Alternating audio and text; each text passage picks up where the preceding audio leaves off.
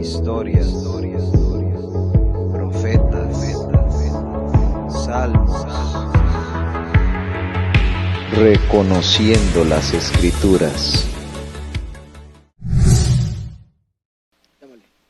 Bueno, y comenzamos entonces, estamos nuevamente en nuestro episodio número 3, ¿verdad? De Logos Podcast, Correcto, hermano Johanan. correcto. Estamos contentísimos. ¿Cómo ha estado usted esta semana? ¿Bien? Estamos bien, gracias al Señor, contentos, deseando que llegara el espacio, hermano. La verdad es que a mí me ha gustado mucho esta experiencia. ¿Cómo ha sentido usted? Sí, muy contentos y como decíamos la vez pasada, lo lindo de esto es que la gente se acerca y le escribe a uno, hermano, y le Sí. dice que sigan adelante y lo motivan a uno para realizar este trabajo. Gloria al Nosotros no sabemos cuántas personas van a escuchar esto, 1, 2, 3 personas. Ese no es nuestro trabajo. Nuestro trabajo es exponer las escrituras Señor. y que el Señor se encargue. Puede ser una sola persona que esté escuchando esto y sea de edificación para su vida, ¿no crees? Amén, sí, Amén. La escritura, hermano, tiene vida, la escritura produce cambios, produce bendición, arrepentimiento. Bueno, la escritura es maravillosa.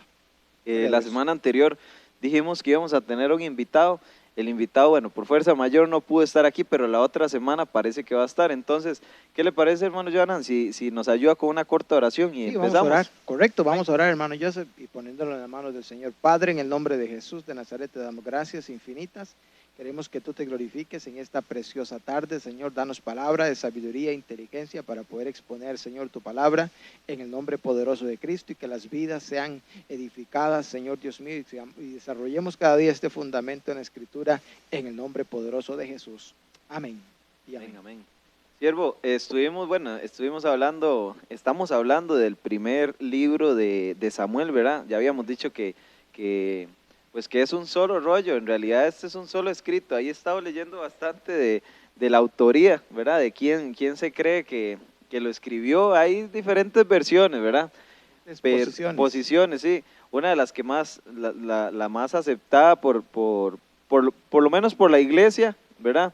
Es que lo escribió Samuel, también Natán, ¿verdad? Dio algunos toquecitos y otro profeta ahí que se llama Gad. Le soy muy sincero, no sé quién es, ¿verdad? Pero lo vamos a ir viendo, Sí, claro.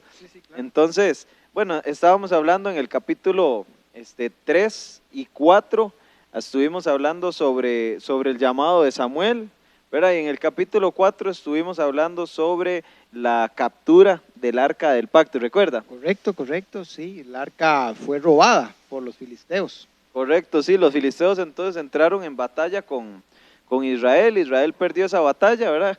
Y ellos mandan a traer el arca como si fuera un amuleto, pero la sorpresa que se llevan es que no solo pierden la batalla, sino que se roban también el arca, ¿verdad? Se la llevan para Asdod.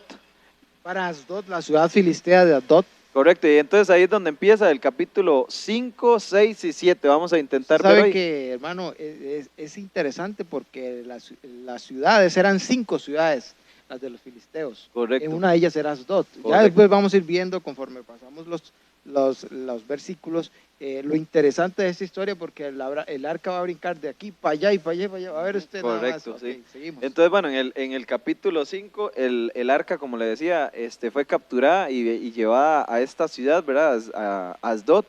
Como usted decía, es una de las 5 ciudades que tenían los filisteos. Habían 5 príncipes ahí o 5 líderes que gobernaban esa zona. Entonces, en el principio del capítulo 5 empieza la historia, ¿verdad? Vamos a ver si leemos un poquito, ¿verdad? Amén. Sí, correcto. Para no entrar así en seco, vea. En el capítulo 5 dice: cuando los filisteos capturaron el arca, la llevaron desde Ebenezer hasta Asdod. Y tomaron los filisteos el arca de Dios y la metieron en la casa de Dagón. Dagón. Hablemos un poquito de este don Dios. Dagón. Sí. ¿Qué tiene que decir? ¿Qué sabe de este señor? ¿Quién era? Una deidad pagana de ellos, ¿verdad? No sé qué realmente el significado de Dagón, ¿usted lo sabe? Bueno, sé que cómo era. Primero era como un hombre barbudo, ¿verdad? Parece como de esos sectores de Sí, allá, sí. como musulmán, Correcto. con ¿cómo se llama? Con coleta de pez, ¿verdad? Con una, ¿cómo se llama? Sí, con cola de pez, Sí. ¿verdad? Entonces lo vi. Entonces ya uno se va dando una idea, ¿verdad? Una idea, correcto. Otra cosa es que tenía que ver algo con la fertilidad y con ¿cómo se llama? Con los frutos del campo, de la agricultura, ¿verdad? Entonces eso era como el Dios que ellos servían, ¿verdad? Es uno de tantos. Y un dato interesante, hermano Joseph, es que este Dios era el Dios principal de los filisteos. Y se consideraba que era el padre de Baal. ¿En serio? ¿Ves? Esa sí no la sabía. Muy interesante. Bueno, el asunto es que por si todos son falsos. Vamos a Todos son falsos, adelantarnos. sí, vamos a adelantarnos. No. El asunto es que la primera historia de este capítulo 5 es interesantísima y es bastante conocida. Entonces, cuando el arca la capturan los filisteos, se la llevan para allá, para Asdod, ¿verdad? Al templo de Dagón. Sí, Entonces correcto. dice que ahí ingresan el arca, ¿verdad? Y junto con él está la estatua, ¿verdad? De Dagón. Entonces, la historia dice que al anochecer, ¿verdad? Pasa el día, ¿verdad? A la mañana siguiente vienen los sacerdotes de Dagón, ¿verdad? Al templo y se encuentran con Dagón tirado en el piso. Postrado en Sí. tierra, dice aquí en 5.3, usted Ajá. dice que es tremendo. Sí, correcto. ¿Qué dice? Dice que estaba postrado en tierra. Dagón amaneció así delante del arca de Jehová. Correcto, entonces ya empieza a darnos ahí como, puede ser una casualidad, seguro dicen los sacerdotes, pero el asunto es que, bueno, la levantan, ¿verdad? Lo ponen igual. Lo donde ponen estaba. otra vez en pie y pasa el día siguiente y en la mañana siguiente Ya había otra cosa. nuevamente está don Dagón está postrado ante el arca, ¿verdad? Y no solo eso, sino que ¿qué?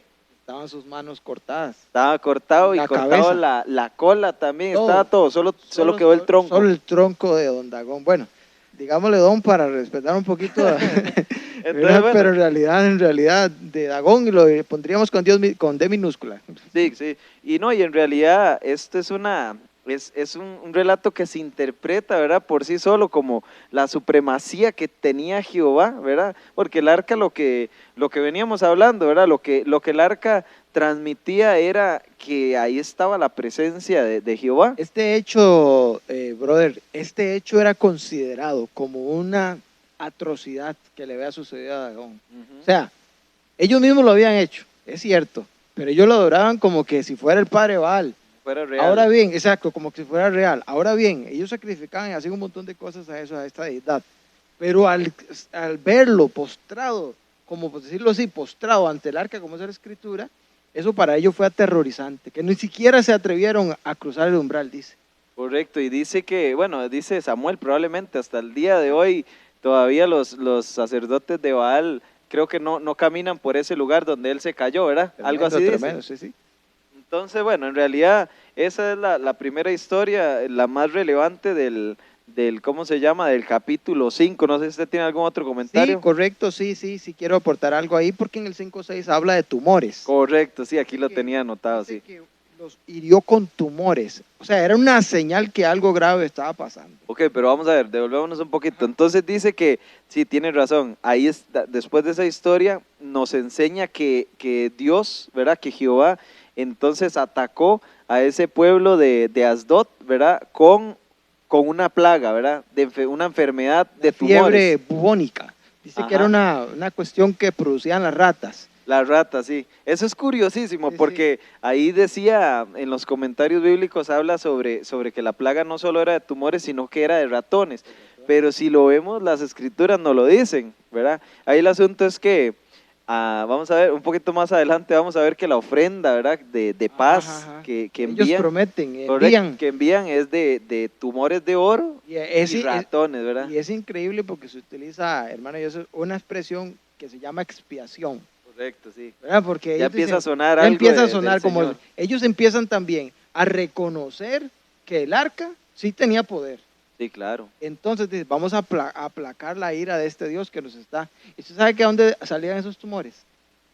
No sé. Era una inflamación, se dice aquí, bueno, en los estudios, que era una inflamación glandular, así, como aquí, como Ujú. los tumores eran como aquí, en toda parte del cuerpo. Era algo increíble. Sí, muy ¿Verdad? Y se le interesante. atribuye, pues, obviamente a que eso era una cuestión con los ratones y toda la cosa, la fiebre que hablamos, bubónica. Sí, Pero ya sabemos que era una consecuencia de tener El de arca. haberse usurpado del El arca. arca, haber robado Entonces el arca. dice, al final del 5, dice que entonces ellos querían deshacerse del arca, ¿verdad? Y la enviaron a donde los ecronitas, a Ecrón, ¿verdad? Sí, interesante es que estuvo en varios lugares. Estuvo en un lugar que se llama Gat, Estuvo ahí. y después la mandaron a Ecrón. Ok, estuvo en Asdod. Estuvo en Asdod. Después en Gat. La mandan, dice en el 8, ¿qué haremos del arca de Dios de Israel? Y ellos respondieron, pases el arca del Dios de Israel a Gat, con T, a Gat. Y pasaron allá el arca. Y aconteció que cuando la habían pasado, dice el 9, la mano de Jehová estuvo con la ciudad, contra la ciudad, y también afligió a aquellos hombres, así pequeños o como grandes, y se llenaron de tumores. Correcto. Y también dice, vuelven ellos y no, esto no nos conviene. Se la empezaron a tirar de aquí para allá. Se la mandaron entonces para Ecrón. Ok. Y ahí hay algo interesante que pasa en Ecrón. ¿Qué pasa, hermano? Yo Ajá. ahí. Bueno, dice que entonces devuelven, ¿verdad? El arca a Ecrón, ¿verdad? Y dice que, bueno, ellos se morían del miedo, decían que cuando la ven, ¿verdad? Dice que ellos empezaron a decir, no, ahora sí que nos va a atacar, ¿verdad? Aquí mismo nos va a atacar también a nosotros. Y no estaban muy equivocados, ¿verdad? Dice que ahí también, dice en el 12, y los que no morían eran heridos de tumores y el clamor de la ciudad subía al cielo. Quiere decir que también ahí empezaron a atacar, o sea, ahí también Dios empezó a atacar Hay ese algo pueblo. interesantísimo con esa expresión subía al cielo. Yo estaba leyendo en el estudio y estaba diciendo que ellos ya empezaron a reconocer algo. Ya sabían que los dioses de ellos no hacían nada. Ya que tremendo. Entonces el clamor de ellos ya subió al cielo. Esa expresión se usa para que empezaron a clamar, ¿sabe a quién? A Jehová. A Jehová Dios. Y ellos empezaron, ahí usted lo ve en el 11, dice que ellos dijeron, se pusieron de acuerdo los príncipes, los 5 príncipes de los que usted hablaba, Ujú. ¿verdad? Y se envía del arca a Israel de vuelta. Envíenla, nosotros no la queremos por acá. Y era tremendo porque en la ciudad el que no moría de tumores moría. Increíble, ¿verdad? Dice que el clamor subió a ellos, Sí. al cielo. Entonces, ¿qué sería? En el capítulo 6, creo que ya empiezan dos historias ahí súper interesantes, Sí, ¿verdad? correcto. Veo que, bueno, estuvo 7 meses, dice el arca, donde los filisteos, cuando la devolvieron a Israel. No sé si ya me estoy pasando de la ofrenda. No, ahí va porque en el 5 se hace lo que ellos dicen. El 4 y 5 habla de la ofrenda que van a mandar como expiación de ese pecado. Vea qué cosa más tremenda, haber robado el arca. Pero dice, hay algo aquí muy interesante que dice que se juntaron en el 2, se juntaron de los filisteos, dice, entonces los filisteos llamando a sacerdotes y adivinos preguntaron, ¿qué haremos al arca de Jehová? Hacednos saber de qué manera les hemos de enviar a su lugar. Y ellos le dijeron, envíanla, pero ofrézcanle expiación, paguen la expiación para que sean sanados. Y entonces conoceréis por qué no se apartó de vosotros su mano. Esto nos habla del juicio de Dios, ¿verdad? Es que era una enseñanza, hermano, porque Claro. el arca era la presencia, pero ellos, como un pueblo pagano, tenían que reconocer que algo estaba pasando en ese lugar. Pero usted sabe que no solamente era una lección para los filisteos, sino para el mismo pueblo de Israel, porque si usted ve, el Señor mató, ¿verdad? Bueno, venció a los filisteos sin un solo soldado. En realidad, solo Dios mismo hizo que murieran, más adelante lo vamos a ver, ¿verdad? En una sola vez, 150,000 filisteos. Entonces, bueno, aquí el asunto es que Dios no necesita del pueblo de Israel primeramente, ni de nosotros tampoco.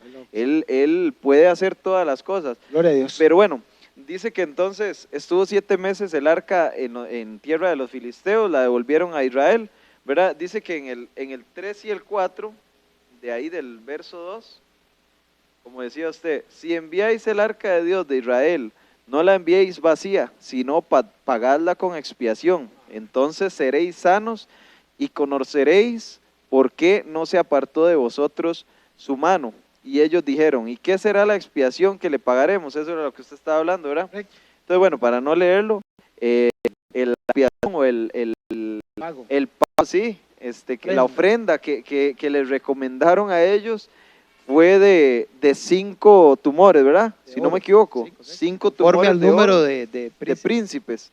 Y también los ratoncitos, ¿verdad? De oro, También. también. ¿Cuántos ratones?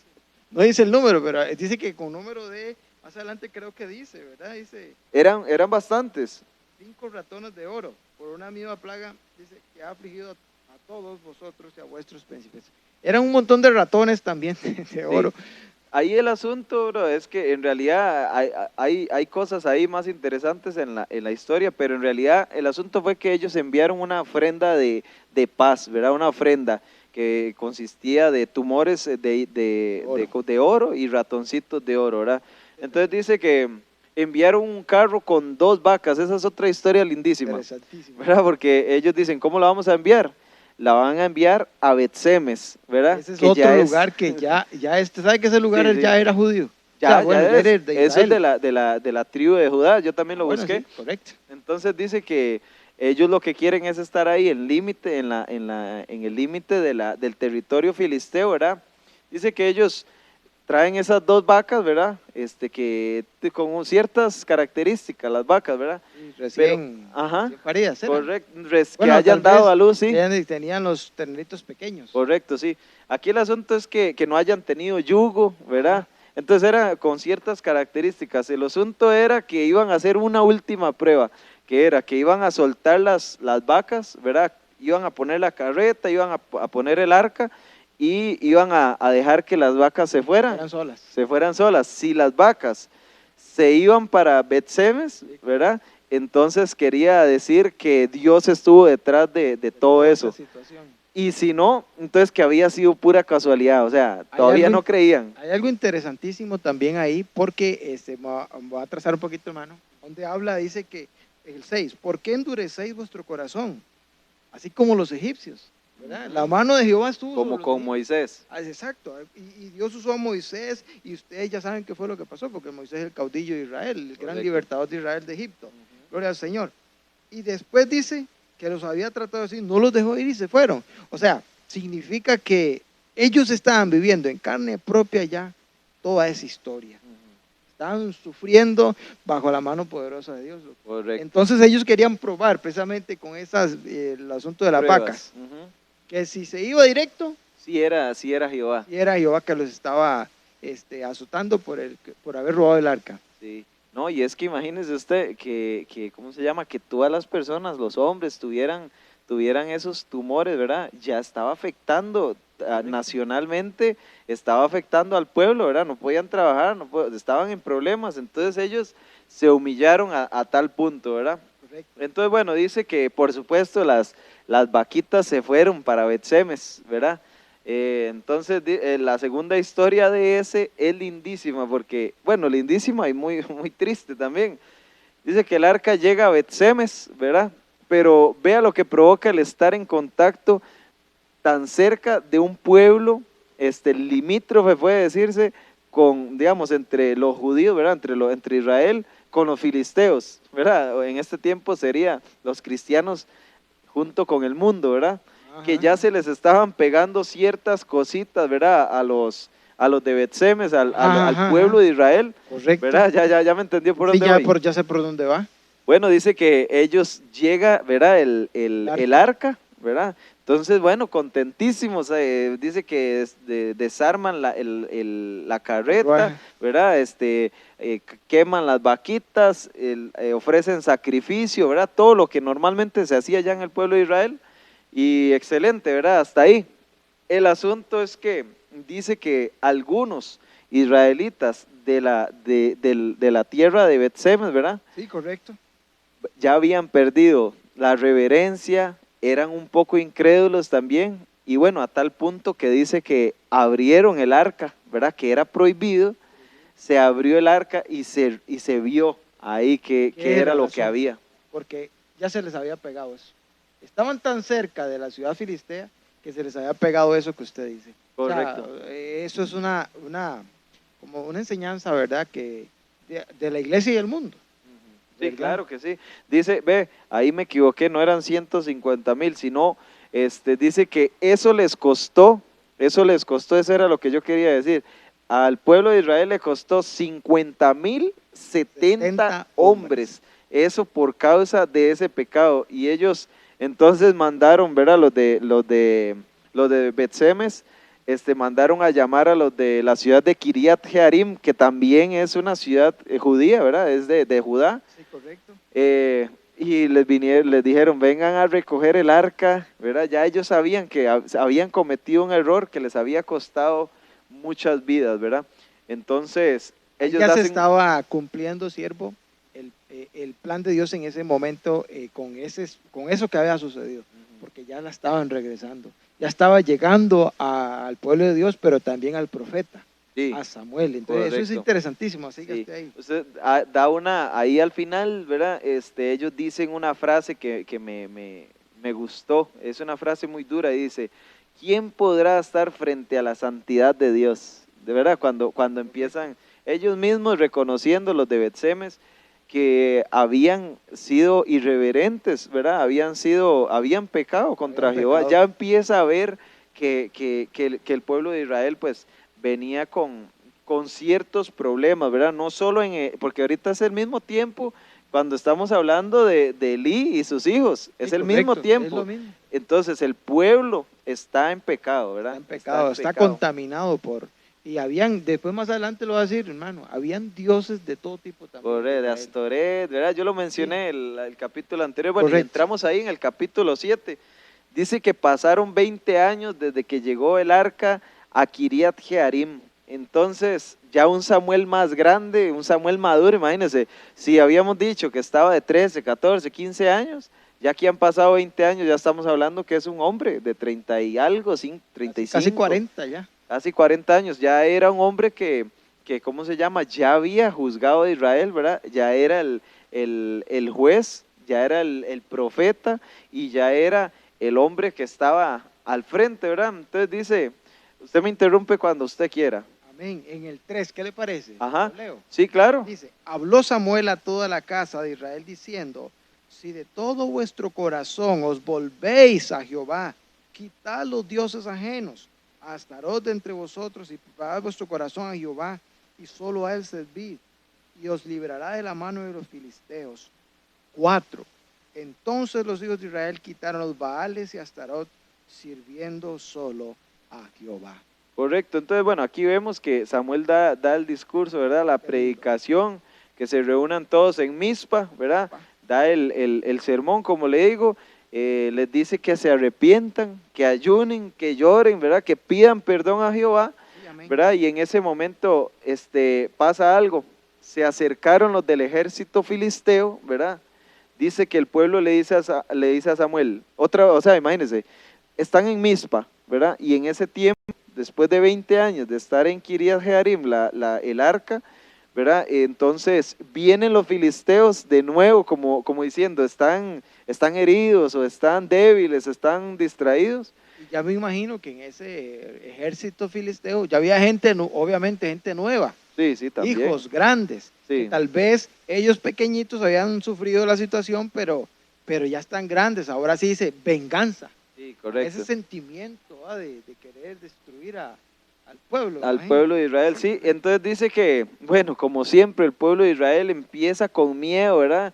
Y le dicen a Samuel que ore por ellos, ¿verdad? Que no deje de orar por ellos. Y entonces dice que Samuel sacrifica un cordero, simbolizando ahí el verdadero cordero inmolado, ¿verdad? Y el Dios mismo dice, aquí es interesantísimo, porque ¿qué es lo que pasa en esa batalla? Dice que Dios hace tronar algo sobrenatural, ¿verdad? Tronó. Dice que empieza seguro a haber relámpagos, a haber truenos, como un tornado. Y dice que los filisteos empiezan a huir, asustados, ¿verdad? Y entonces seguramente Samuel, como líder del ejército, también les da la orden, síganlos y mátenlos, ¿verdad? Y de verdad el pueblo los sigue y los expulsa del territorio. Y vea qué interesante, porque ellos recuperan todas esas tierras que habían perdido. O sea, esas ciudades probablemente Ekron, Gat. Correcto, Asdod. Eran ciudades israelitas. Siempre las habían peleado. Exactamente, ¿sí? Y ellos recuperaron esas. Recuperaron esas tierras. Aquí el punto, ¿verdad? Porque en realidad ya ahí empieza a bajar ya la narrativa, es que que Samuel, ¿verdad? Ya Dios lo estaba respaldando, ya él estaba juzgando al pueblo, estaba tratando de que el pueblo se arrepintiera y que vinieran de nuevo, ¿verdad? A Jehová. A Jehová. Y hermano, hay algo interesante en esto, porque Samuel fue un hombre de Dios, un profeta y un sacerdote. Pero cuando la escritura demarca y dice categóricamente, y oró Samuel y le oyó Jehová, usted sabe que eso que es poderoso, ¿verdad? Sí, sí, Es algo poderoso, que el pueblo de cuántos millones no se sabe, pero eran millones de israelitas, entre niños y gente joven, ¿verdad? Eran y era el millones. elegido. Era el elegido y el ungido, ¿se acuerda que hizo? Me Sí, suscitaré claro. un sacerdote fiel, hablando también del Mesías, una profecía, pero hablando del mismo Samuel. Sí. Y dice, y oró Samuel y le oyó Jehová. Y aconteció eso, qué cosa más tremenda. Al verlos, me imagino, como dicen las hermanas por acá, usemos un poco la imaginación. Ese escenario donde el Señor empieza a tronar y a ver estruendos y el pueblo ve que eso está sucediendo sobre los filisteos. Obviamente eso es una algarabía de parte de ese ejército, ¿verdad? No, y también un recordatorio de lo que ya había pasado, como usted decía, en Egipto, ¿verdad? A eso mismo pasó en Egipto. Entonces, y de hecho, ahorita vamos a empezar a ver más adelante, aquí en capítulos más adelante, vamos a ver ya cosas sobrenaturales en las que Dios va a estar actuando como un personaje principal, ¿verdad? Y entonces, bueno, Amén. como puntos finales, bro, de estos 3 capítulos, ¿verdad? Para no extendernos mucho, yo estaba analizando y bueno, lo que rescaté es lo que siempre pasa.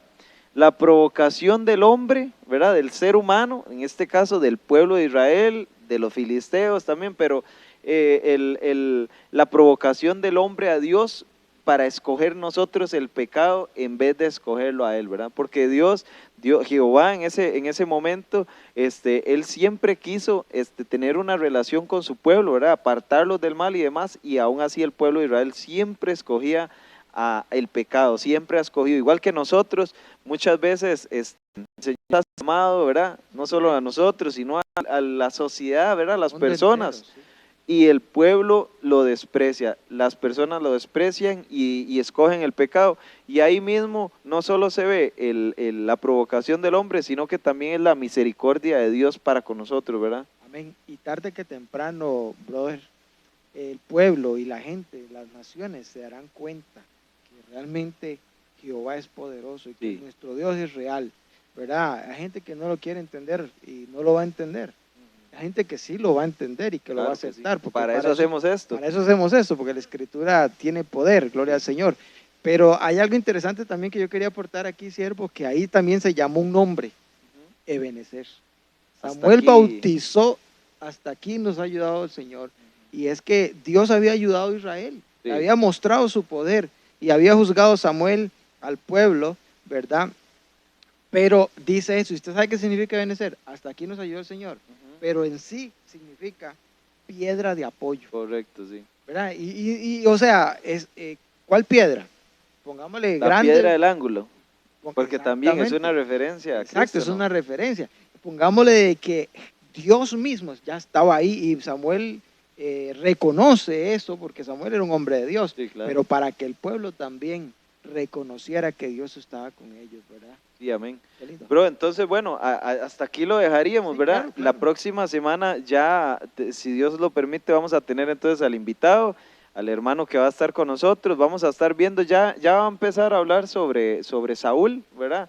La primera temporada de Saúl, ¿verdad? Un gran hombre, un hombre impresionante. Samuel quedó anonadado cuando lo vio, ¿verdad? Hasta tal punto de que al final el Señor le tiene que llamar la atención al mismo Samuel, porque es un hombre. Es un ¿verdad? hombre que lo identificó como el elegido de Jehová, obviamente, Correcto. ¿verdad? Porque es semejante macucón Sí, seguro tenía todas las todas las características, ¿verdad? Era alto, dice que era hermoso, seguro era muy inteligente, seguro Correcto. hablaba fuerte, ¿verdad? Pero bueno, a tal punto de que Dios no miró solo eso, ¿verdad? Que vamos a irlo viendo más adelante. Vamos a Yo verlo quiero nada más cerrar, siervo, con algo aquí que me gustó muchísimo, porque aquí ya está, precisamente ya aquí dice la Escritura que juzgó Samuel todo el tiempo de su vida y lo juzgó, dice, delante de Dios, y Dios estuvo con Samuel.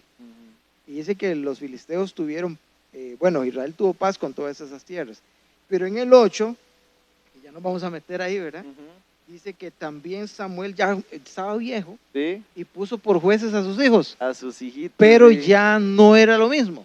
O sea, el pueblo ya no los vio ni como jueces. Me imagino yo que, no dice la escritura, pero vamos a ir estudiando un poco más de eso, que por qué el pueblo empieza a pedir rey. Ya Tiene algo ahí. lastimosamente, ¿verdad? Sí. Lastimosamente, tal vez no como los hijos de Eli, pero no andaban en Ya- el ya- orden ya había algo sus ahí. hijos, ¿verdad? Es algo interesantísimo.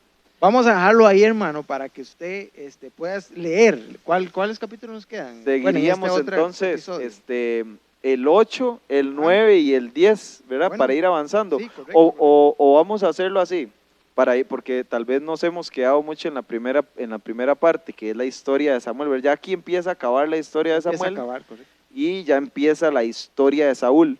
Entonces, ¿qué le parece si ahora lo abarcamos en toda la historia de Saúl? General. De Saúl, sí, después lo de David, David, correcto. ¿verdad? Y ahí ya empezamos a... Así es, vamos a hacerlo así, siervo, porque también vieras que hay unos temas que queremos meter, gloria al Señor, temas que son temas interesantes para el desarrollo de la iglesia, Sí. gloria al Señor, y edificación del cuerpo de Cristo, que van a generar en nosotros, como dice la palabra, ese avivamiento, porque nosotros al leer la escritura hay un avivamiento. Claro que sí. Y el propósito de este programa es que usted reconozca, y reconocer es, usted ha leído, sí, usted lo ha leído, ¿cuántas veces lo ha leído? Un montón, pero vamos a meternos un poquito más, vamos a reconocer que esa escritura que estamos leyendo tiene ese poder sobre nuestras vidas. Sí, solo para recordar, lindo. siervo, ya para terminar, que nosotros estamos ubicados aquí en Barba de Heredia, ¿verdad? Nos congregamos en la iglesia del Movimiento Misionero Mundial, el pastor es el pastor Eric Murillo, ¿verdad? Nosotros estamos aquí trabajando también, Gloria a entonces Dios. están cordialmente invitados cualquier momento que quieran asistir, nosotros contentísimos de que vengan, ¿verdad? Tenemos nuestro grupo de jóvenes, nuestro grupo de música, todo estamos aquí Estamos de contentos. lleno sirviéndole al Señor, amén. Amén. Entonces, Qué lindo. sería ya hasta la próxima semana. Dios me los bendiga. Dios les Y hasta bendiga. la próxima. Hasta la próxima.